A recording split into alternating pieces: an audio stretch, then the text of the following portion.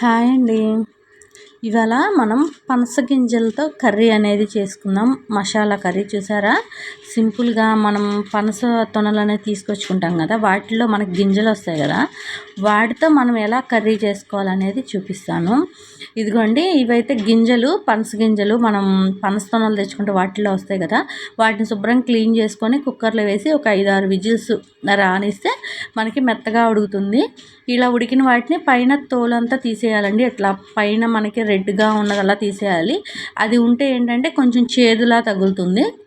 మనకి ఇది ఉడికినాక ఎలా అంటే మనకి బంగాళదుంప ముక్కలాగా ఉడికితే ఎలా ఉంటుందో అలా ఉంటుందండి. నిజంగా మనకి చెప్తే తప్ప తెలీదు ఇవి పనస విత్తనాలు అనేది, అంత బాగా వస్తుంది. ఇదిగోండి, ఇలా మనం పైన ఉన్నదల్లా తోలు అనేది నీట్గా క్లీన్ అనేది చేసుకోవాలి.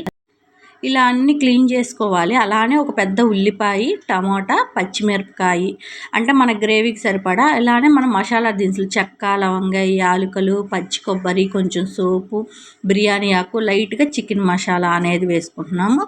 ఈ కర్రీ ఎలా అవుతుందంటే మనకి మష్రూమ్ కర్రీ లాగా అలా ఉంటుంది. తింటుంటే మనకి సేమ్ కొంచెం అలానే అనిపిస్తుంటుంది. కొంచెం అల్లం వెల్లుల్లి పేస్ట్ అనేది తీసుకోవాలి. ఇప్పుడు మనం వీటితో కర్రీ అనేది సింపుల్గా ఎలా తయారు చేసుకోవాలి అనేది చూద్దాం. ముందుగా స్టవ్ వెలిగించి బాండీ పెట్టుకొని దాంట్లో మన కర్రీకి సరిపడా 2 స్పూన్లు ఆయిల్ అనేది వేసుకోవాలి. ఆయిల్ కొంచెం హీట్ ఎక్కినాక మనం ఉల్లిపాయ అనేది వేసుకొని సిమ్లో మనం లైట్గా కలర్ వచ్చేదాకా వేయించుకోవాలి. అంటే మనం ఉల్లిపాయ అని టమాటా అనేది మన గ్రేవీకి ఎంతైతే కావాలో అన్ని వేసుకోవాలి. నేనైతే ఒక పెద్ద ఉల్లిపాయ వేసాము. అలానే అందులోనే కొన్ని పచ్చిమిర్చి కూడా వేసుకొని సిమ్లో మనం వీటిని బ్రౌన్ కలర్ వేయించుకోవాలి. ఇందా తీసుకున్న మసాలాని వచ్చేసి మనం పేస్ట్ చేసుకోవాలి. అంటే పొడి మసాలా కూడా వేసుకోవచ్చు. పేస్ట్ చేసుకుంటే ఏంటంటే మనకి బాగుంటుందని. అలానే ఇప్పుడు అల్లం వెల్లుల్లి పేస్ట్ కూడా వేసుకొని సిమ్లో అలా వేయించుకోవాలి. ఒకటండి, పనస తొనలు తెచ్చుకున్నప్పుడు ఈ గింజలు అనేది మనం వేస్ట్గా పారేస్తాం కదా. రియల్గా నాకు కూడా ఈ గింజలు ఇలా కర్రీ చేస్తారని తెలుసు, కానీ నేను ఎప్పుడైతే ట్రై చేయలేదు. అయితే నేను ఊరొచ్చాను అన్నాను కదండి, మా అక్క చేసింది కర్రీ చాలా బాగా నచ్చింది నాకు.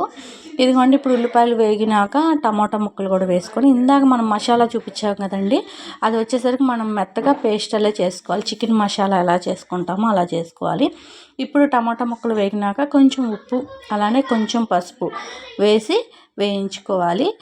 కొంచెం లైట్గా వేగినాక అలానే మన రుచికి సరిపడా కారం కూడా వేసుకోవాలండి.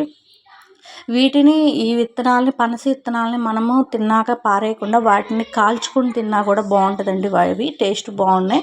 అలానే కర్రీ అయితే నాకు చాలా బాగా నచ్చిందండి. కర్రీ అయితే నిజంగా చెప్తే కానీ కూడా తెలియదండి కర్రీ పనస గింజలది అని.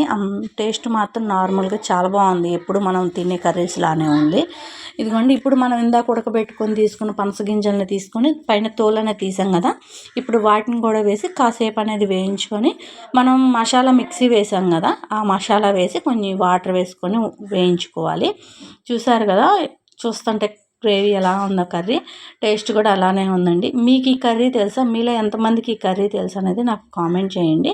ఇదిగోండి, పచ్చి వాసన పోయేదాకా వేయించుకోవాలి. తర్వాత ఇప్పుడు ఇందాక మనం గ్రైండర్ చేసుకున్న మిక్సీ వేసుకున్న మసాలా వేసి, అలానే కొంచెం చికెన్ మసాలా కూడా వేసి కొంచెం పచ్చి వాసన పోయేదాకా వేయించుకొని ఇప్పుడు మనకి గ్రేవీ ఎంతైతే కావాలో అన్ని వాటర్ అనేది పోసేసుకొని సిమ్లో ఉడికించుకొని కొంచెం కొత్తిమీర వేసుకొని దించుకుంటే మనకి పనస గింజలతో మసాలా కర్రీ అనేది రెడీ అయిపోతుందండి.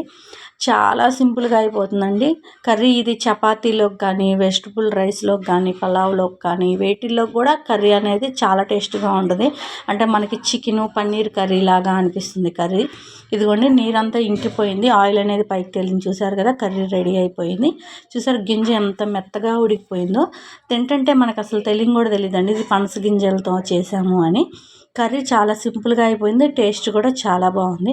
మీలో ఎంతమందికి ఈ కర్రీ తెలుసు అనేది నాకు కామెంట్ చేయండి. కొత్తగా ఎవరైనా నా ఛానల్ చూస్తుంటే ప్లీజ్ సబ్స్క్రైబ్ చేసుకోండి. ఇదిగోండి, చూసారా కర్రీ అయిపోయింది ఎలా వచ్చిందో. టేస్ట్ మాత్రం చాలా బాగుందండి. ప్లీజ్ సబ్స్క్రైబ్ చేసుకోండి. Thank you.